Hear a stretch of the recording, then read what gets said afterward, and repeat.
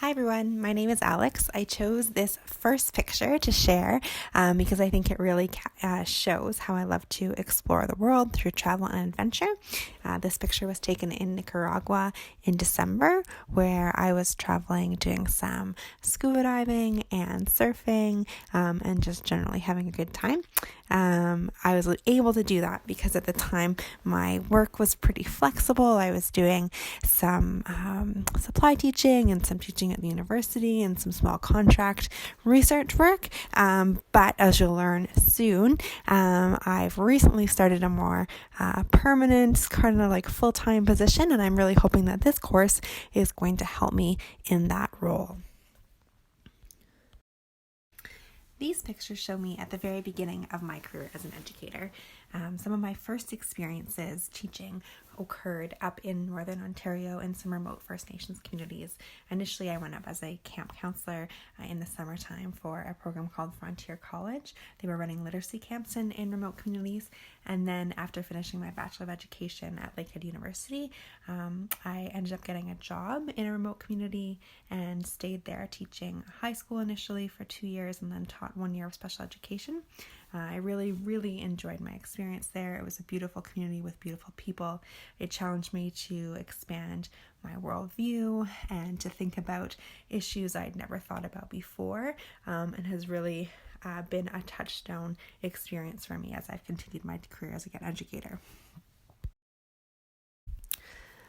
When I completed my time teaching in Northern Ontario, I decided to really challenge myself and moved to Northern Thailand, where I taught grade 4 at an international school. Although I was teaching in English, many of my students were ELL. I specifically taught math and science and social studies. I team taught with the other grade 4 teacher, but really had to challenge myself to consider how to allow my students who were just learning English to be able to access the content in those subject areas. I had a little bit of experience working with students who English wasn't their first language when I was teaching in Northern Ontario, because many of my students did speak Ojibwe at home, although had been exposed to English for a very young age, and many of them, while they knew some Ojibwe, English would have been their primary language. So teaching in Thailand was really my first exposure to teaching ELL students.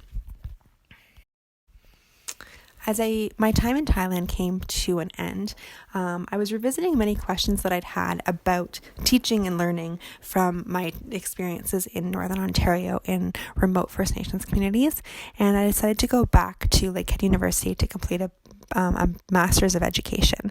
And I focused my master's research on using digital storytelling as a platform for students to express their unique ways of knowing in ways that settler teachers like myself could better understand. And the picture of the dog on this slide is because I used dog sledding as an activity that students then created iMovies about. After I finished my Master's of Education, I started working for the Office of the Provincial Advocate for Children and Youth, and I worked here advocating for children and working alongside children to advocate for equitable access to rights. And specifically, I worked with children and youth from the disability community and also Indigenous children and youth.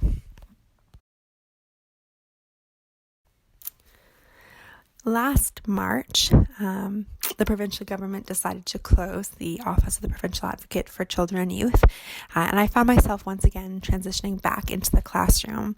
Initially, I was doing some teaching in alternative classrooms for Indigenous adult learners, and then once I was able to, I began working as a supply teacher and occasional teacher with the Lakehead Public School Board here in Thunder Bay.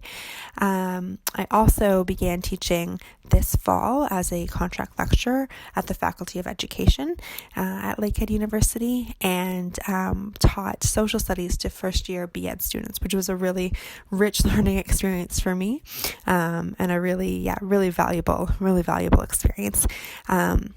And really fortunately, as the semester, this winter semester came to a close, I was offered a position doing ELL at a few schools here and as well as some primary planning time.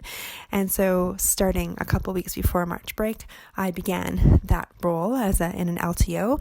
And so now I find myself trying to adjust to being an ELL teacher at the same time as also trying to figure out how to do this in the best possible way through online learning. So it's been a pretty steep learning curve, and I'm really looking forward to starting this course and hoping that it's going to be able to give me some ideas and some support and some background knowledge for really how best to support my students and their families. Thank you so much for listening.